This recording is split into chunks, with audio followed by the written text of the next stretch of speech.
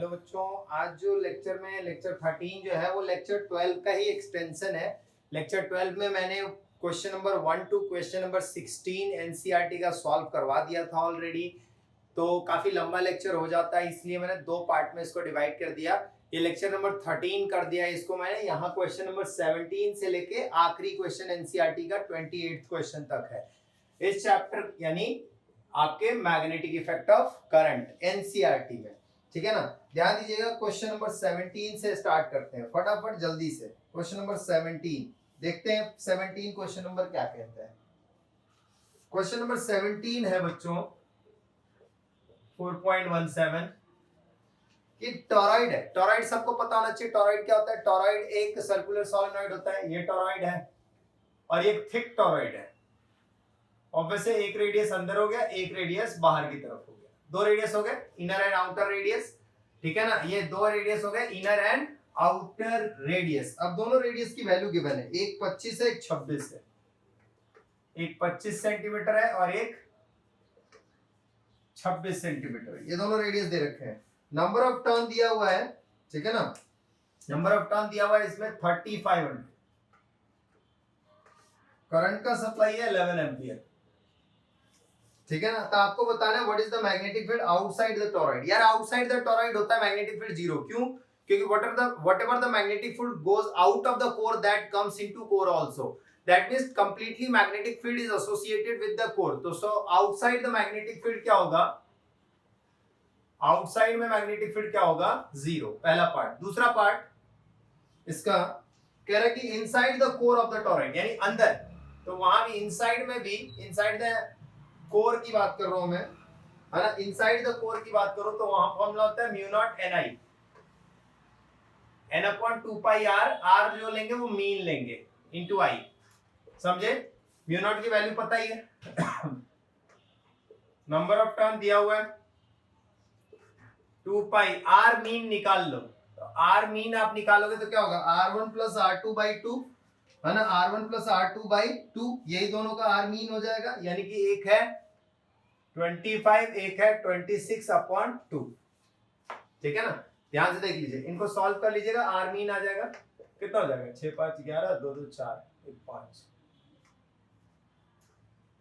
ये हो जाएगा 25.5, 25.5। ठीक है ना। और करंट दिया हुआ है, और सेंटीमीटर को मीटर बदल दो, और करंट दिया हुआ है कितना करंट है? 11 एम्पियर। तो इससे आप सॉल्व करोगे तो आपको मिल जाएगा magnetic field that is 3 × 10⁻⁻2 Tesla. फिर कह रहे हैं in the empty space of the, inside the empty space of the torrid क्या होगा मैग्नेटिक फील्ड? तो इनसाइड द एम्प्टी स्पेस, यहां भी अगर मैं वही बात बताऊं आपको कि whatever the magnetic field goes out of the core that comes into the core, यानी completely associated with the core, तो inside the empty space भी क्या होगा?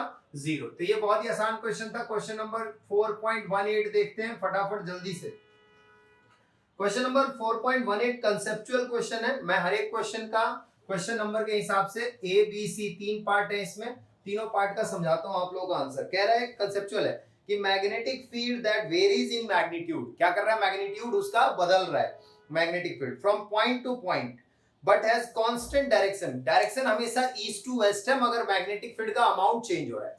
डायरेक्शन क्या है? ईस्ट टू वेस्ट, मगर अमाउंट चेंज हो रहा है। ठीक है। Is set up in a chamber, a charged particle enters the chamber and travels undeflected, यानी जैसी चेंबर में एंटर करता है और वो बिना डिफ्लेक्ट हुए सीधे निकल जाता है along the straight path with constant speed.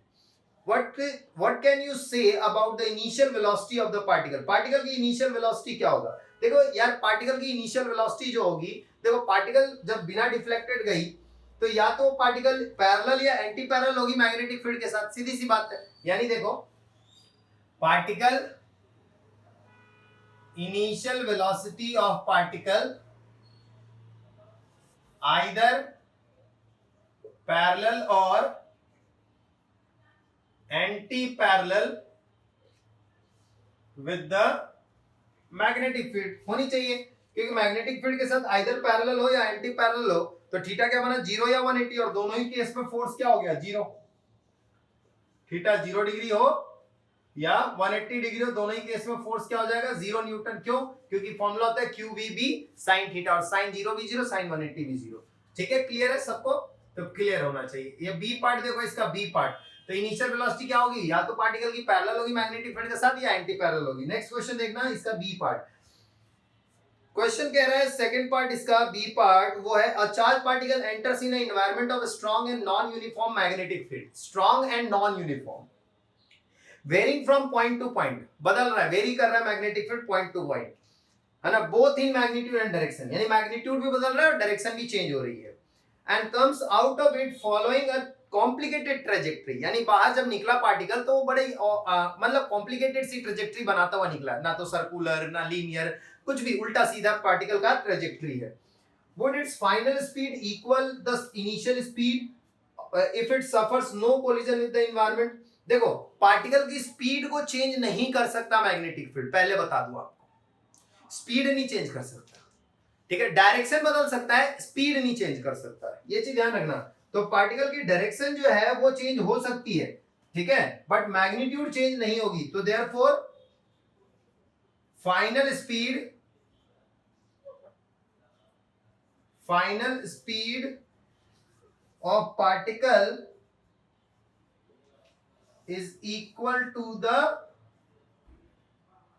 Initial speed, है ना, स्पीड में कोई चेंजेस नहीं आएंगे, है ना, यानी कि मैग्नीट्यूड जो होगा उसका चेंज नहीं होगा, ध्यान रखिएगा।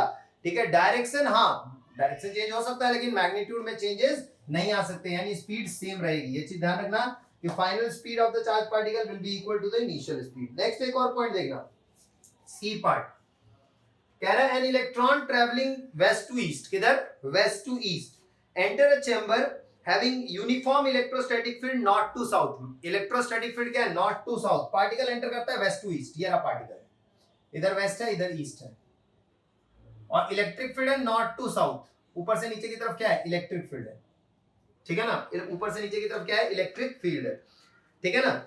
आगे कहता है कि electrostatic field north to south direction, specify the direction in which the uniform magnetic field setup so that the it prevents the electron deflecting, यानी इलेक्ट्रॉन डिफ्लेक्ट ना हो, इसके लिए क्या जरूरी है भाई, इलेक्ट्रॉन डिफ्लेक्ट ना हो इसके लिए ये जरूरी है कि मैग्नेटिक फोर्स और इलेक्ट्रोस्टैटिक फोर्स दोनों बराबर हो, पहली बात, और दूसरी बात वो दोनों एक दूसरे के परपेंडिकुलर भी होने चाहिए। याद करो वेलोसिटी सेलेक्टर आप लोगों को बताया था, तो यानी कि मैग्नेटिक फील्ड और इलेक्ट्रिक फील्ड एक दूसरे के नॉर्मल होना चाहिए, और साथ ही साथ दोनों का फोर्सेस का अमाउंट भी इक्वल होना चाहिए, ताकि नेट फोर्स क्या हो जाए, 0 हो जाए। तो therefore if net force is 0, that is electric force and magnetic force are equal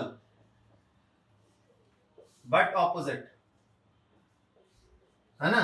तो डायरेक्शन क्या होगी मैग्नेटिक फोर्स की, मैग्नेटिक फोर्स की अगर डायरेक्शन दिखाऊं तो हो जाएगा वर्टिकली डाउनवर्ड, ठीक है, वर्टिकली डायरेक्शन ऑफ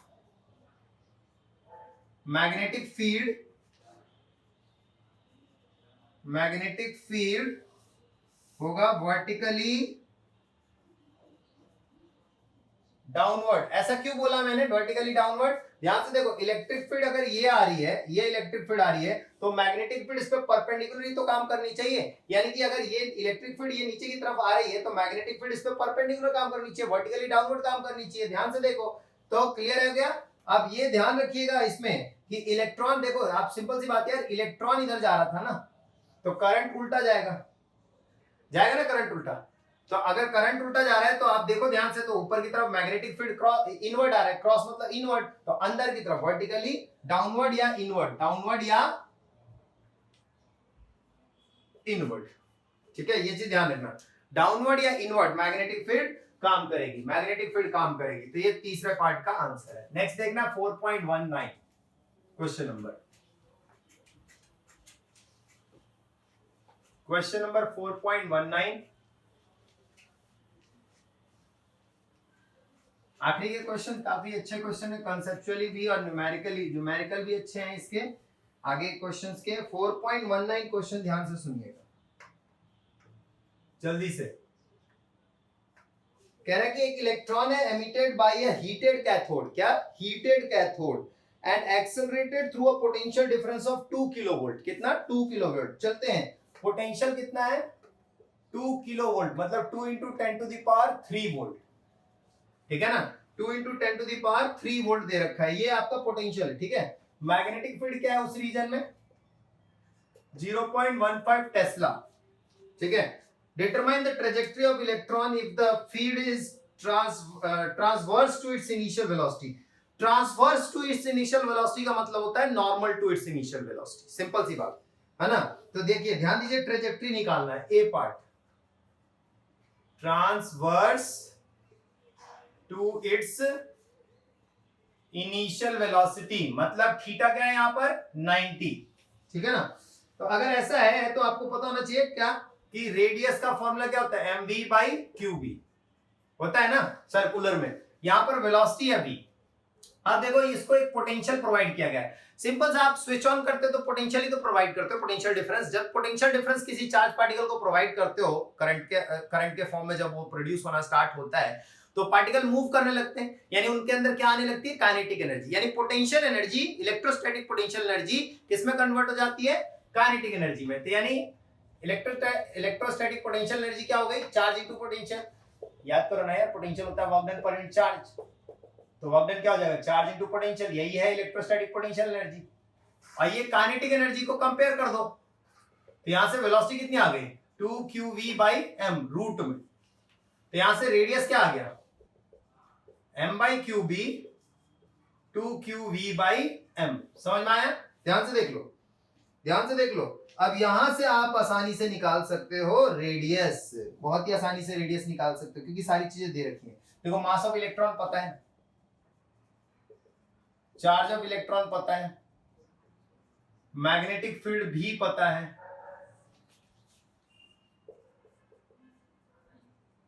पोटेंशियल कितना दे रखा है आप लोगों को? 2 इंटू 10⁻³ वोल्ट, और मास 9.1 10⁻³ आप इस पूरे को सॉल्व कर लीजिए, आपको फाइनल आंसर मिल जाएगा, है ना। आप पूरे को सॉल्व कर लीजिए, आप लोगों को फाइनल आंसर मिल जाएगा, that is approximately 1 mm। 1 mm मतलब 10⁻³ के आसपास आएगा। 1 mm यानी 1 मिलीमीटर के आसपास आएगा। फिर उसके बाद कह रहा है कि अगर पार्टिकल को थीटा 30 डिग्री से, बी पार्ट में इसके 30 डिग्री पे अगर प्रोजेक्ट किया जाए तो क्या होगा ट्रेजेक्टरी? तो रेडियस होगा 30 डिग्री पे एट थीटा 30 डिग्री। तो ध्यान रखना mv परपेंडिकुलर अपॉन qb होता है फॉर्मूला। क्या होता है? mv परपेंडिकुलर, mv परपेंडिकुलर याद होना चाहिए, वो थीटा 90 डिग्री से कम हो तब का केस है जिसमें helical trajectory, helical path cover करता है। तो mv sin theta by qb।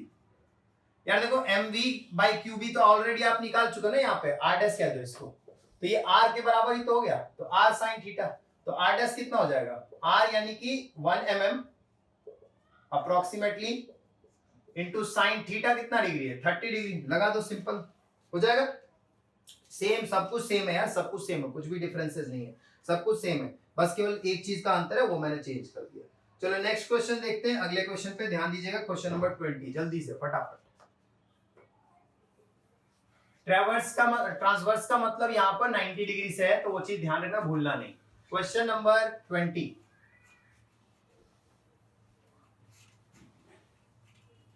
चलिए देखते हैं ध्यान से फटाफट। क्वेश्चन नंबर 4.20, क्वेश्चन नंबर 4.20 कह रहा है मैग्नेटिक फील्ड है जिसमें एक ना हमें कॉइल दे रखा है, क्या दे रखा है? कॉइल, ठीक है ना, और is uniform in the small region, एक स्मॉल रीजन में यूनिफॉर्मली प्लेस्ड है, और उसका मैग्नीट्यूड कितना दे रखा है मैग्नेटिक फील्ड का? 0.75 टेस्ला, ये दिया हुआ है, ठीक है ना। अच्छा, कॉइल का नाम दिया हुआ है हेल्महोल्ट्ज कॉइल, उससे कोई नाम से कोई फर्क नहीं पड़ता, आप ये समझिए कोई भी कंडक्टिंग कॉइल है। In the same region, a uniform electrostatic field is maintained in a direction normal to the common axis of the coil, है ना, यानी वहां पर मैग्नेटिक फील्ड भी है और इलेक्ट्रिक फील्ड भी है, ये ध्यान रखना। आगे कह रहा है narrow beam of charge particles all accelerated through a potential. कितने पोटेंशियल पे एक्सेलरेट करवाया जा रहा है पार्टिकल को? 15 किलोवोल्ट, मतलब 15 into 10 to the power 3 volt, इतने पे एक्सेलरेट करवाया जा रहा है। A uniform electrostatic field is maintained in the direction normal, ठीक है, नॉर्मल मैग्नेटिक फील्ड है, सॉरी नॉर्मल इलेक्ट्रिक फील्ड दे रखा है, फिर कह रहा है नैरो पार्टिकल जो है वो एक्सेलरेट करते हुए 15 किलो वोल्ट पे एंटर करते हैं in the region of perpendicular direction, perpendicular both the axis of coil and the electrostatic field. ये समझो वेलोसिटी सेलेक्टर का केस है। किसका? वेलोसिटी सेलेक्टर, क्योंकि उसमें भी इलेक्ट्रिक फील्ड और मैग्नेटिक फील्ड परपेंडिकुलर होता है और पार्टिकल उसमें नॉर्मली मैग्नेटिक फील्ड के साथ एंटर कर जाती है। क्लियर है? If the beam remains undeflected, बिना डिफ्लेक्ट हुए पार्टिकल निकल गया, ये समझो ना, ऐसे वाला केस है। ऊपर पॉजिटिव फील्ड है, नीचे नेगेटिव फील्ड है और यहाँ एक रीजन बना रखा है जिसमें मैग्नेटिक फील्ड है। तो ध्यान से देखो, मैग्नेटिक फील्ड परपेंडिकुलर इनवर्ड वाला है और इलेक्ट्रिक फील्ड ऊपर से नीचे, तो परपेंडिकुलर हो गया। यहां से बीम ऑफ पार्टिकल आ रहे हैं और जो गोज अनडिफ्लेक्टेड, तो सीधे निकल गए। ऐसे दिया है, पार्टिकल यहां से आ रहे हैं। ठीक है, तो अब आगे देखते हैं क्या कह रहा है कि जो पार्टिकल निकल के गए तो उनमें जो इलेक्ट्रिक फील्ड है, इलेक्ट्रिक फील्ड कितनी है वहां पर? वोल्ट पर मीटर -5। ठीक है ना, ये इलेक्ट्रिक फील्ड दे रखा है, पोटेंशियल भी मिल गया, इलेक्ट्रिक फील्ड भी मिल गया और मैग्नेटिक फील्ड भी मिल गया। अब आप लोगों को निकालना क्या, ध्यान से देखो, make a simple guess as to what the beam contents, यानी बीम जो है, ये पार्टिकल जो है, ये क्या है, कौन सा पार्टिकल है, अल्फा पार्टिकल है, हाइड्रोजन है, कौन है, इस तरीके का आंसर देना है। तो ध्यान दीजिए पार्टिकल में काइनेटिक एनर्जी जो होगी वो पोटेंशियल एनर्जी के बराबर होगी, जो कि ईवी, चार्ज इलेक्ट्रॉन है क्योंकि। तो ई और एम का रेशियो क्या हो जाएगा? ई और एम का रेशियो, ध्यान से देखो, सबको एक साइड ले जाओ, v²/2v वेलोसिटी और 2v, समझ में आया? अब ध्यान दीजिए, E/m को वैसे ही रखो, ठीक है ना। और वेलोसिटी क्या होता है, अगर पार्टिकल अनडिफ्लेक्टेड गया तो वेलोसिटी सेलेक्टर बताया था ना, वेलोसिटी सेलेक्टर, तो उसमें बताया था मैंने वेलोसिटी सेलेक्टर में आप लोगों को, वेलोसिटी जो होता है ई और बी का रेशियो होता है, इलेक्ट्रिक फील्ड और किसका, मैग्नेटिक फील्ड का रेशियो होता है। ये आप लोगों को बताया था वेलोसिटी सेलेक्टर में। अगर पार्टिकल गोज अनडिफ्लेक्टेड तो वेलोसिटी की जगह पे लगा दो E/b का रेशियो अपॉन 2 इनटू पोटेंशियल। तो चार्ज और मास का रेशियो निकालो, यहां से वैल्यू लगाओ। E कितना है? E कितना है? E दे रखा होगा, ये रहा 9 × 10⁻, ये +5 है बच्चों। एनसीईआरटी में थोड़ी मिस्टेक है, अगर आपको देखो तो वहां पर कई बुक में +5 कभी में -5 दे रखा है, लेकिन है +5, -5 नहीं है ये। तो +5 हो गया और मैग्नेटिक फील्ड कितना दे रखा है? 0.75। तो स्क्वायर कर दो अपॉन 2 × 15 × 10⁻³ वोल्ट। अब इसको पूरे को चार्ज और मास के रेशियो को सॉल्व करो, सॉल्व करोगे तो आप लोगों को वैल्यू मिल जाएगी 4.8 10⁻7 coulomb per KG, coulomb per KG. ये सारी वैल्यू लगाने के बाद है, सारी वैल्यू लगाने के बाद है, ध्यान से देख लीजिएगा। बी मैग्नेटिक फील्ड वो लगा दिया मैंने, ये रहा 0.75। ई इलेक्ट्रिक फील्ड वो लगा दिया मैंने और बी पोटेंशियल वो भी लगा दिया। सारा सॉल्व करके अप्रोक्सीमेटली इतना आएगा। अब ये जो चार्ज और मास का रेशियो आया, ये किससे रिजेंबल कर रहा है ये देखना है हमें। तो चार्ज और मास का जो रिजेंबलेंस है, ये जरूरी नहीं कि एक ही पार्टिकल हो जो आंसर दे दूं और वही एकदम सही होगा, नहीं। अब जैसे इलेक्ट्रॉन का केस हो, मान लो इलेक्ट्रॉन का केस हो, तो इलेक्ट्रॉन का चार्ज पता है ना और मास पता है, डिवाइड करके देख लो, डिवाइड करके देख लो, तो आप देखोगे कि उसके बराबर नहीं आएगा। आप देखोगे जितने भी चार्ज होंगे, जैसे ड्यूट्रियम है, उसका रेशियो यही होता है, करके देख लो। ड्यूट्रियम मतलब H++ है ना, ये मतलब ड्यूट्रियम जो है H12, ठीक है। बाकी लिथियम 2+, हीलियम 2+, ये सारे पार्टिकल जो हैं, इनके अदर पॉसिबल आंसर ये भी हो सकते हैं और ये भी है। यहां से कंपेयर करके आप निकाल के देख सकते हो, कंपेयर कर लो, देखो चार्ज क्या होता है। चार्ज तो प्रोटॉन के बराबर ही है, यानी 1.6 10⁻19। मास कितना है? ट्वाइस, तो 2 × 1.67 10⁻27। इसको सॉल्व करो, सॉल्व करोगे तो अप्रोक्सीमेटली इतने के आसपास आ जाएगा, है ना। तो ये जो पार्टिकल है ये रिजेंबल कर रहे हैं इस चार्ज और मास के रेशियो से। चलिए अगला क्वेश्चन पे चलते हैं। नेक्स्ट क्वेश्चन 21 क्वेश्चन नंबर, बहुत ही अच्छा क्वेश्चन था ये भी। इसमें आपको वेलोसिटी सेलेक्टर का कॉन्सेप्ट यूज करना है और चार्ज और मास का जो रेशियो आएगा आपको चेक करना है कि यार किससे रिजेंबल करता है ना। तो ध्यान दीजिएगा, नेक्स्ट क्वेश्चन है 21 क्वेश्चन, ध्यान देखिएगा। क्वेश्चन नंबर 21, क्वेश्चन नंबर 21 क्या कहता है उस पे ध्यान दें, वो भी अच्छा क्वेश्चन है। 4.21 क्वेश्चन कहता है कि स्ट्रेट कंडक्टिंग रॉड है जिसकी लेंथ दे रखी है 0.45 मीटर, ठीक है ना। मास दिया 60 gram, is suspended by 2 vertical wires at its ends, ठीक है ना। A current of 5 ampere is set up into the rod through the wires, ठीक है। व्हाट मैग्नेटिक फील्ड, ठीक है, क्या क्या दिया हुआ है पहले तो देख लो, क्या क्या दिया हुआ है। ए में करंट दिया हुआ है, करंट नहीं है सॉरी, लेंथ दिया हुआ है कितना 0.45 मीटर, मास दिया है 60 × 10⁻³ kg, बदल दिया मैंने। ग्रेविटी की वैल्यू तो चलो पता ही है भाई, उसमें देने ना देने वाली बात क्या है। करंट कितना है जो हमने पास किया रॉड के अंदर 5 एम्पियर, ठीक है ना। तो अब क्या बोला है ए पार्ट में, क्या बोला है, ए पार्ट देखते हैं पहले। ए पार्ट का है कि what magnetic field must be set up normal to the conductor in order the tension will become zero. यार सिंपल है, देखो ये एक रॉड है, दोनों एंड पे थ्रेड है इस तरीके से।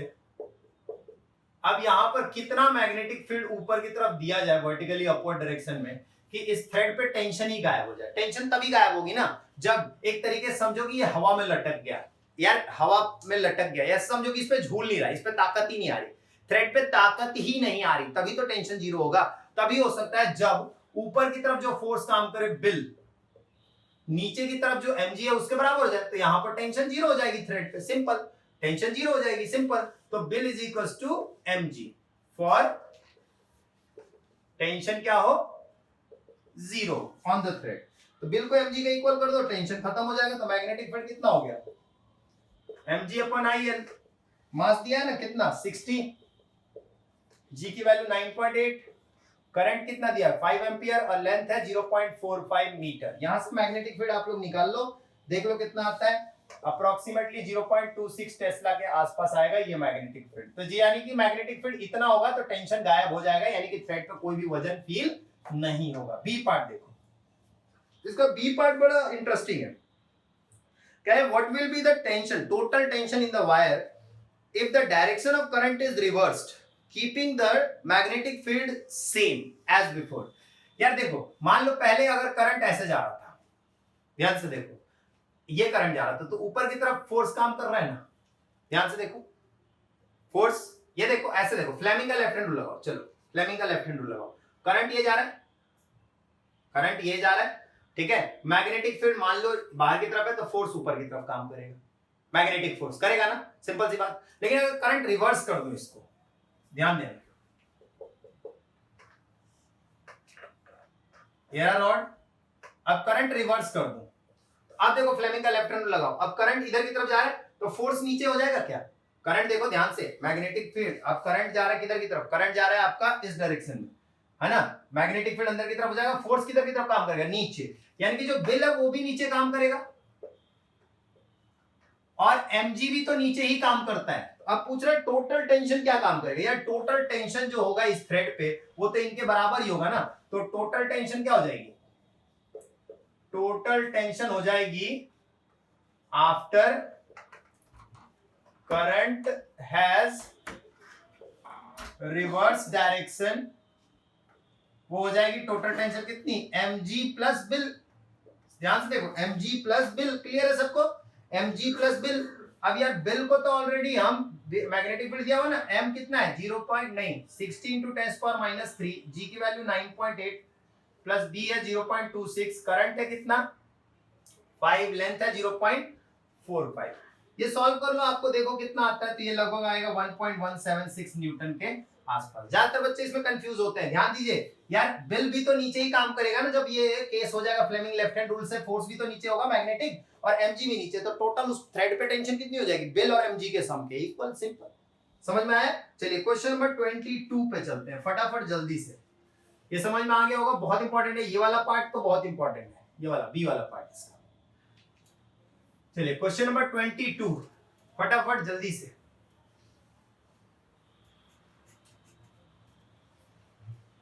क्वेश्चन नंबर 1 से लेके 16 तक मैं तो दोनों ही मिला के एक साथ बनाने वाला था, लेकिन काफी लेंथी हो जाता, पिछला वीडियो ही लगभग 45-40 मिनट का है ना, जिसमें 16 क्वेश्चन है, तो ये एक साथ बहुत बड़े हो जाते।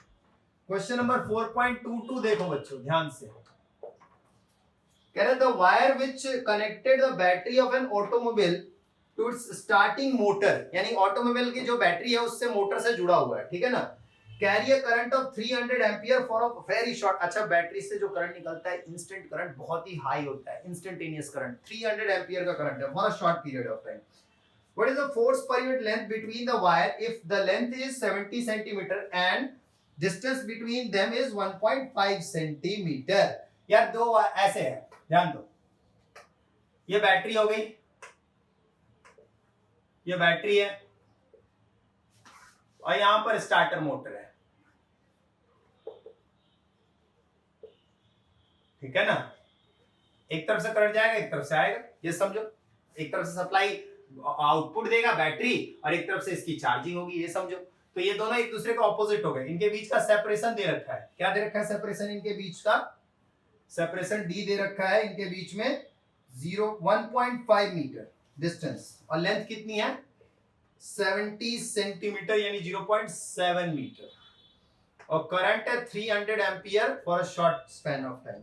दो पैरेलल कंडक्टर का केस आया तो क्या होता है, दो पैरेलल कंडक्टर में फोर्स फॉर्मूला याद है ना, mu naught I1 I2 upon 2 पाई d इंटू L। तो म्यू नॉट अपॉन 4 पाई I1 I2 upon d into L।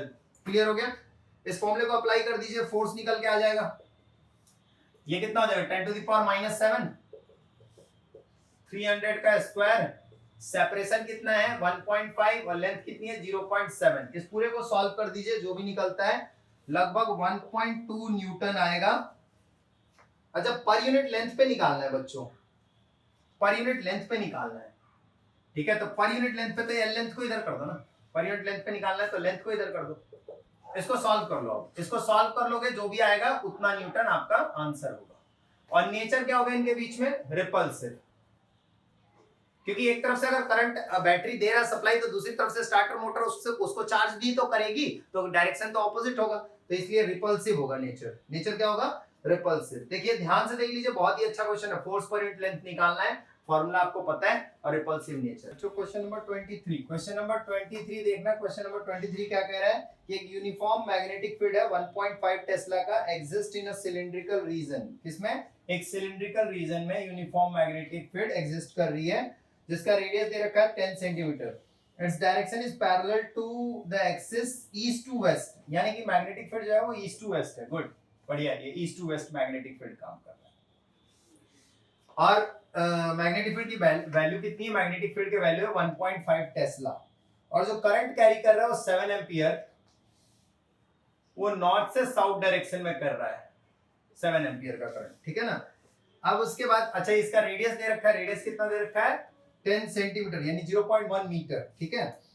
और आप लोगों को बोला है कि magnitude of magnetic field, magnetic force निकाल के दिखाओ। पहला है कि जो वायर है, ये वायर जो है ना, ये जो वायर ऊपर से नॉर्थ से साउथ की तरफ जो करंट 7 एम्पियर का आ रहा है उसको मैंने मैग्नेटिक फील्ड के साथ क्रॉस रखा हुआ है। कैसे रखा हुआ है? क्रॉस मतलब परपेंडिकुलर, सिंपल सा। अब देखो इसमें पहले तो फ्लेमिंग का लेफ्ट हैंड रूल से देख लेते हैं। पहली बात तो करंट किधर, मैग्नेटिक फील्ड किधर की तरफ है, इधर की तरफ, करंट ऊपर से नीचे है, तो फ्लेमिंग का लेफ्ट हैंड रूल लगाओ, करंट ऊपर से नीचे की तरफ, ध्यान से देखो। और मैग्नेटिक फील्ड किधर की तरफ है, मैग्नेटिक फील्ड ये रही, ध्यान से देखो, मैग्नेटिक फील्ड इधर की तरफ डायरेक्शन में, इस डायरेक्शन में मैग्नेटिक, ठीक है ना। तो मैग्नेटिक फील्ड हो गई इस डायरेक्शन में, करंट नीचे, तो थंब किधर की तरफ है, इनवर्ड या डाउनवर्ड? देखो ध्यान से, इनवर्ड और डाउनवर्ड ही तो है। देखो करंट ऊपर से नीचे आ रहा है, ध्यान से देखो, करंट ऊपर से नीचे आ रहा है, मैग्नेटिक फील्ड ये जा रही है, तो थंब किधर है, डाउनवर्ड या इनवर्ड? डाउनवर्ड या इनवर्ड? तो वर्टिकली डाउनवर्ड या इनवर्ड? वर्टिकली डाउनवर्ड या इनवर्ड, ये तो डायरेक्शन हो गई फोर्स की। अब फोर्स की वैल्यू निकालते हैं, क्या होता है बेल साइन थीटा, साइन तो होगा 90 डिग्री, तो बिल लगा दो, बिल बी आई दे रखा है, आई दे रखा है, एल दे रखा है। एल कितना होगा, एल पूरा यहां से यहां तक होगा जो मैग्नेटिक फील्ड के अंदर है, वो कितना होगा, एल हो जाएगा 2r के बराबर होगा ना, ट्वाइस ऑफ रेडियस, तो ट्वाइस 0.1। अब आप इसको सॉल्व कर लो, 1.2 न्यूटन के आसपास आएगा और वर्टिकली डाउनवर्ड या इनवर्ड डायरेक्शन होगी। अब इस वायर को टर्न कर दिया गया, यहां से ये जो दे रखा है ना नॉर्थ साउथ, वहां से टर्न करके इसको लेके गए हैं इस तरफ से, ध्यान से देखना एक बार, रुक जाओ। मैग्नेटिक फील्ड अभी भी वही है ईस्ट टू वेस्ट, और वायर को टर्न कर दिया गया है ये रहा इस डायरेक्शन में, है ना। तो अब ध्यान दीजिए, अब इसमें सबसे पहले तो आपको देखना पड़ेगा इस केस में करंट अभी भी आपको ऊपर से नीचे की तरफ ही आ रहा होगा और नॉर्थ से साउथ की तरफ, नॉर्थ से साउथ की तरफ। लेकिन अभी करंट जो है उसकी पोजीशन, वायर की पोजीशन तो मैंने चेंज कर दी, वायर को टर्न कर दिया, वायर को तो मैंने नॉर्थ ईस्ट पे टर्न कर दिया। जब टर्न कर दिया तो मान लीजिए ये थीटा एंगल है, तो ऑब्वियस है ये भी एंगल थीटा होगा। अब यहां से यहां तक ये था एल, तो ये परपेंडिकुलर लेंथ जो मैग्नेटिक फील्ड के साथ होगी वो कितनी होगी बताइए, एल परपेंडिकुलर कितनी हो जाएगी? एल परपेंडिकुलर हो जाएगी एल अपॉन साइन थीटा, है ना? ये समझो ना यार, perpendicular upon hypotenuse sine theta है, परपेंडिकुलर अपॉन हाइपोटेन्यूज तो L by sine theta, simple. अब एल था कितना? एल है आपका कितना? 2r के बराबर। 2r मतलब कितना? 2r के बराबर मतलब 0.2 मीटर, है ना? तो अब लगाओ फोर्स का फॉर्मूला फिर से, तो B I L perpendicular sine theta लगा दो फिर से। बी आई एल परपेंडिकुलर कितना है? एल बाई साइन थीटा, तो साइन थीटा कट गया, बी आई एल, यानी यहां भी सारी वैल्यू अगर रखोगे तो वही 1.2 न्यूटन आ जाएगा, और डायरेक्शन भी वर्टिकली डाउनवर्ड ही होगा, है ना? क्योंकि परपेंडिकुलर पोजीशन ही लेनी है लेंथ की, ये ध्यान रखिएगा, लेंथ की परपेंडिकुलर पोजीशन ही लेनी है कंडक्टर के मैग्नेटिक फील्ड के रिस्पेक्ट में। अच्छा, एक केस और कह रहा है कि यार नॉर्थ से साउथ पे जो डायरेक्शन थी, जो वायर की थी, उसको लोअर कर दिया गया एक्सिस से 6 सेंटीमीटर नीचे। यार वायर है ऐसे, इसको तो लोअर कर ही नहीं सकते हम, कहां से करेंगे? इसको तो साइडवेज कर सकते हैं, लोअर तो कर ही नहीं सकते। तो हम क्या करेंगे, हम मैग्नेटिक फील्ड और करंट की डायरेक्शन की पोजीशन चेंज कर देते हैं। चलो मान लेते हैं सी पार्ट, ये जो वायर था जो नॉर्थ साउथ, उसको हम यहां ले लेते हैं इनिशियल, ये रहा नॉर्थ साउथ, और मैग्नेटिक फील्ड ऑब्वियस है ईस्ट वेस्ट कर लेते हैं, कोई दिक्कत नहीं, ये मैग्नेटिक फील्ड हो गया। अब इस वायर को लोअर करना आसान हो गया, यहां से अब लोअर करूंगा तो ये वायर यहां पहुंच गया कहीं, तो न्यू लेंथ हमें लेना होगा, ये नहीं, न्यू लेंथ अब ये वाला होगा। तो ध्यान से देखो, ये लेंथ कितनी होगी? 10 सेंटीमीटर, ये भी लेंथ कितनी होगी? 10 सेंटीमीटर, और ये कितना लोअर किया गया है? 6 सेंटीमीटर। तो न्यू लेंथ जो यहां से यहां तक है एल डैश, वो कितना हुआ? ध्यान से देखो कितना हुआ यार, ये 10 है, ये 6 है, ये वाला 6 है, और ये वाला जो है हाइपोटेन्यूज जो है वो 10 है। 10 क्यों है? क्योंकि रेडियस 10 है, तो ये हो जाएगा यहां से लेके यहां तक, वो हो जाएगा √10 का स्क्वायर माइनस 6 का स्क्वायर, यानी 64, तो हो जाएगा 8। तो एल डैश कितना आ गया? ट्वाइस ऑफ 8 यानी 16। तो अब फोर्स का फॉर्मूला क्या हो गया? बेल साइन थीटा, तो वही 90 होगा, तो फोर्स लगा दो फिर से। तो बी कितना है? बी मैग्नेटिक फील्ड कितना दे रखा है? मैग्नेटिक फील्ड तो वही होगी हमारे पास, कितनी? 1.5 टेस्ला है, ठीक है। और आई कितना है भाई? 7 एम्पियर। लेंथ कितना आ गया? एल डैश कितना आ गया? 16 सेंटीमीटर को बदल लो मीटर में, और साइन 90 तो 1 है ही। तो अब यहां से सॉल्व कर लो, तो न्यू फोर्स कितना आ गया? एफ डैश कह दो इसको, ये आ जाएगा 0, सॉरी, इसको सॉल्व करोगे तो आप लोगों को फाइनल आंसर मिलेगा 1.68 न्यूटन के आसपास। इसमें याद रखना, उसको ऊपर से नीचे की तरफ लोअरिंग की गई है, बस सिंपल सी बात है, ये ध्यान रखना, है ना?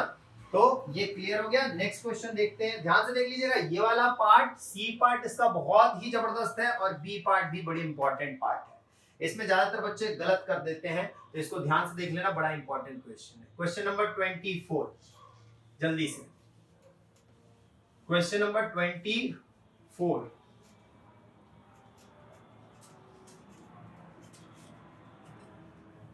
ये आखिरी के जो क्वेश्चन है ना, ये बड़े इंपॉर्टेंट क्वेश्चन है बच्चों, है ना? इनको ध्यान से देख लेना।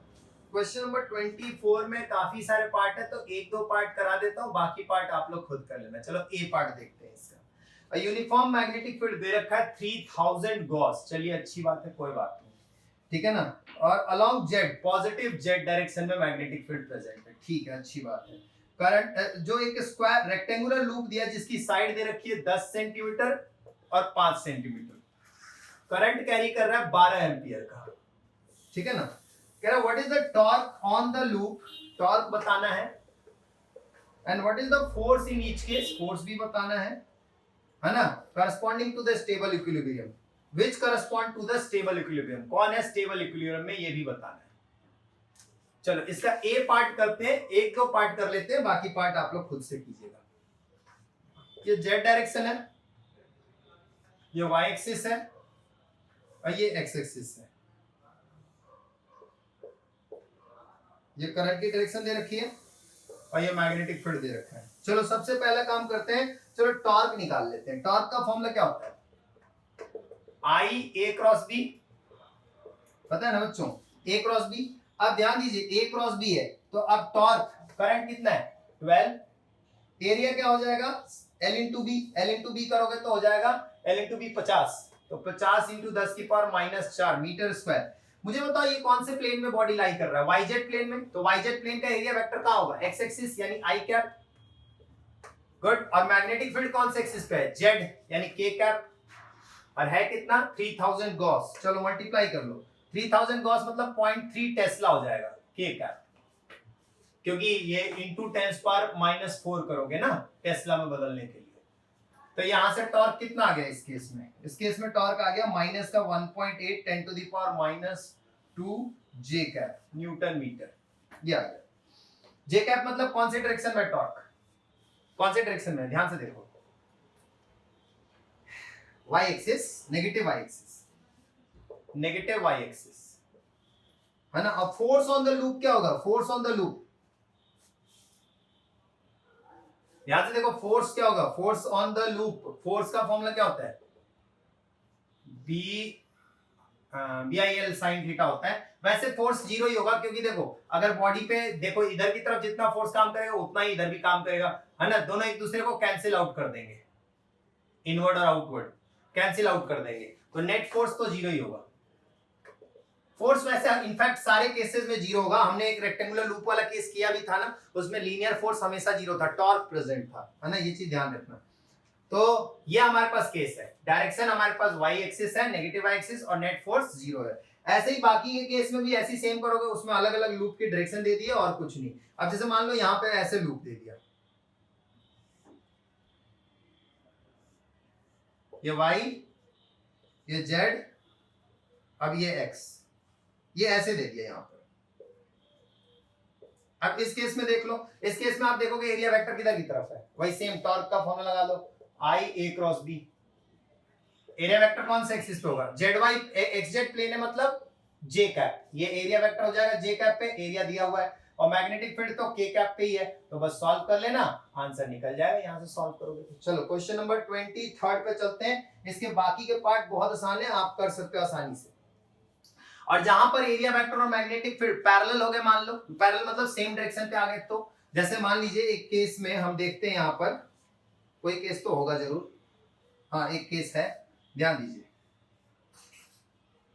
ये लूप दिया हुआ है और मैग्नेटिक फील्ड है। अब बताओ ये सॉरी, ये आ गया y, ये आ गया z, ये आ गया x। अब इस केस में एरिया वेक्टर किधर होगा? xy प्लेन है ना, तो एरिया वेक्टर कहां होगा? z यानी k कैप, मैग्नेटिक फील्ड भी k कैप, k का क्रॉस जीरो, तो इसमें टॉर्क जीरो हो जाएगा। इसमें फोर्स तो हमेशा ही जीरो होता है, ये चीज ध्यान रखना। तो याद रखिएगा एंगल के हिसाब से आपको आंसर देना है। चलिए क्वेश्चन नंबर देखते हैं, अगला क्वेश्चन होगा 25th क्वेश्चन, 25th और 26th, ये दो क्वेश्चन और कराऊंगा। 27 और 28 क्वेश्चन ऑलरेडी मैं कन्वर्जन ऑफ एमीटर और गैल्वेनोमीटर, ये सारे जब कन्वर्जन करवाए थे तो मैंने डिस्कस कर लिया था।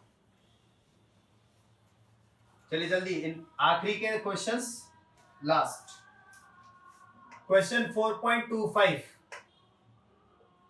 इसमें कह रहे हैं कि एक सर्कुलर कॉइल है जिसके नंबर ऑफ टर्न दिए हुए हैं। कितना नंबर ऑफ टर्न दिया है? 20। रेडियस दिया हुआ है, रेडियस कितना है? 10 centimetre. Placed in uniform magnetic field कितना है? 0.1 tesla. Normal to the coil, current दिया है कॉइल के अंदर कितना? 5 ampere. Good. What is the torque? पहला पूछ रहा है टॉर्क। टॉर्क का फॉर्मूला क्या होता है? NBIA sin थीटा होता है ना, NBIA sin थीटा टॉर्क।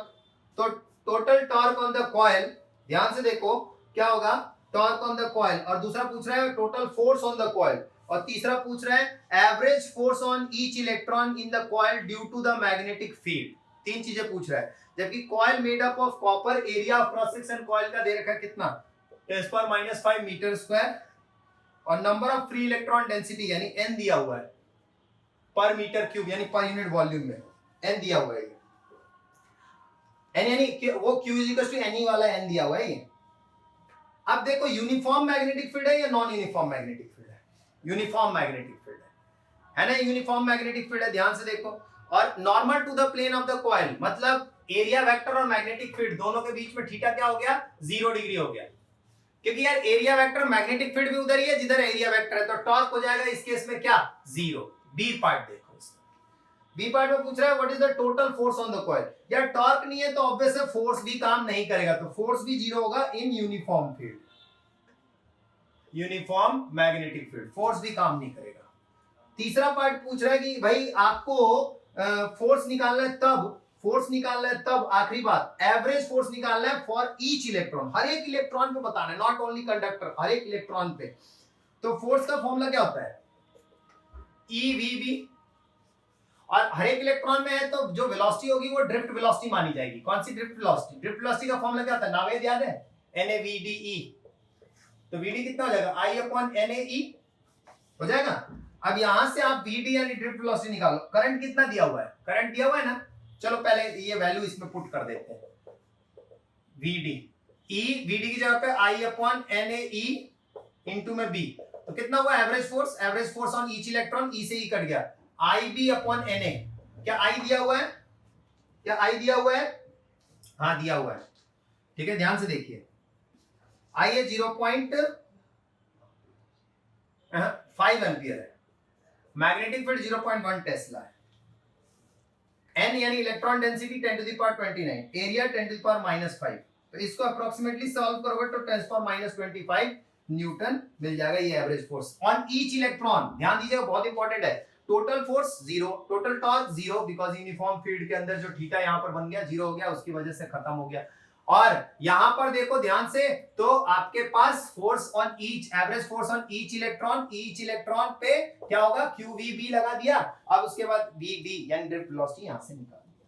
ध्यान से देख लो, क्लियर है, बहुत इंपॉर्टेंट क्वेश्चन है, इसका आखिरी पार्ट बहुत इंपॉर्टेंट है, आखिरी पार्ट में बच्चे कंफ्यूज होकर गलत उल्टा सीधा आंसर निकालते हैं। क्वेश्चन नंबर 26, क्वेश्चन नंबर 26 ध्यान देना जल्दी से,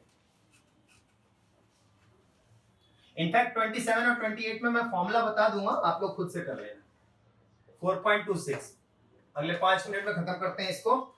एक सोलेनॉइड दिया हुआ जिसकी लेंथ दे रखी है, सोलेनॉइड की लेंथ दी हुई है कितनी जी, 60 सेंटीमीटर, 0.6 मीटर, रेडियस दिया सोलेनॉइड का 4 सेंटीमीटर, मतलब 0.04 मीटर, ठीक है ना, ये दिया हुआ है। उसके अंदर नंबर ऑफ टर्न्स दिए हुए हैं, 3 लेयर है और नंबर ऑफ टर्न्स है 300, तो टोटल टर्न कितने हो गए, 300 इंटू में 3, 900 हो गए नंबर ऑफ टर्न। अब 2 सेंटीमीटर लॉन्ग वायर, अच्छा वायर की स्पेसिफिकेशन है, ये सोलेनॉइड की है, एक वायर है जिसकी लेंथ कितनी दे रखी है हमारे पास, 2 सेंटीमीटर, उसका मास है 2.5 ग्राम, ठीक है। Inside the solenoid near its centre place किया गया, नॉर्मल टू इट्स एक्सिस, मतलब थीटा 90 डिग्री है ना। अब वो कह रहा है यानी ऐसे, ये सोलेनॉइड है और इसमें सेंटर के along normal to the axis यहां पर एक वायर रखा हुआ है, ये वायर है, 3D में सोचना, ये एक्सिस है इसकी, ये एक्सिस है और वायर को ऐसे नॉर्मल रखा गया परपेंडिकुलर, ऐसे मत सोचना, इस तरीके से 3D में सोचना, है ना, नॉर्मल रखा हुआ है। चलिए अच्छी बात है।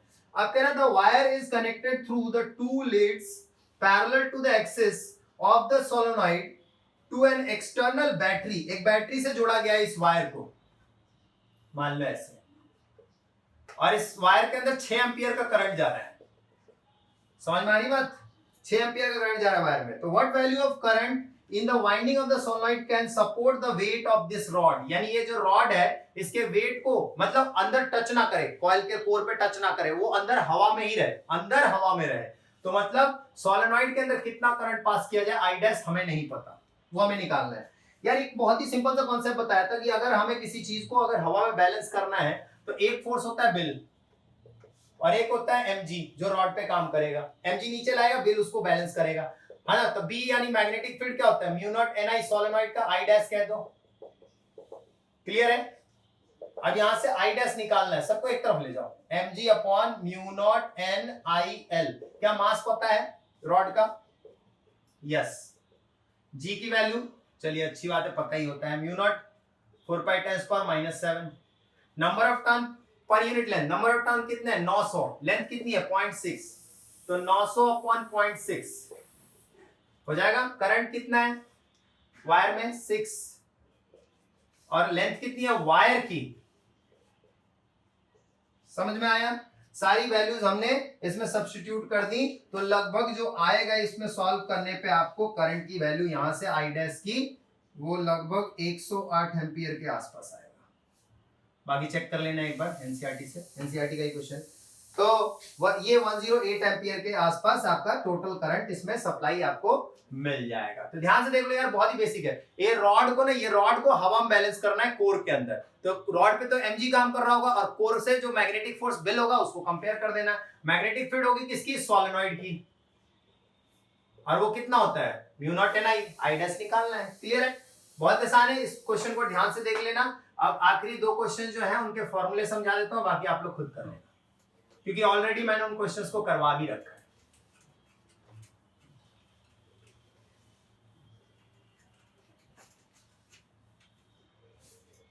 क्वेश्चन नंबर 4.27 एंड 4.28, ये आखिरी के दो क्वेश्चन हैं।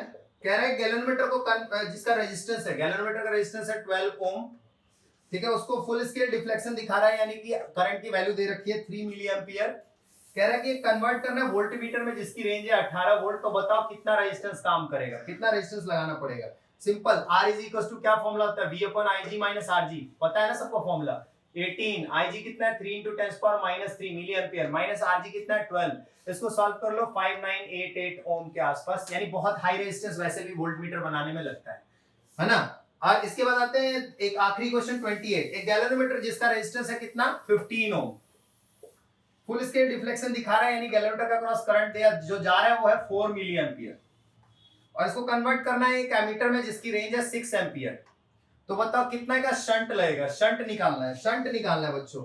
तो शंट का फॉर्मूला क्या होता है? RG into IG upon I minus IG, यही होता है ना फॉर्मूला। तो RG कितना है? RG है 15, IG कितना है? 4 into 10 power minus 3 upon 15 minus 4 into 10 power minus 3। Clear? अब देखो यार 15 के सामने ये वैल्यू बहुत ही छोटी है, तो नेग्लेक्ट कर दें, इसको नेग्लेक्ट कर दो, नेग्लेक्ट कर दो। तो कितना हो गया ऊपर? 60 इंटू 10 पावर माइनस 3 अपॉन 15, तो 15 चौके 60। ध्यान से देख लो,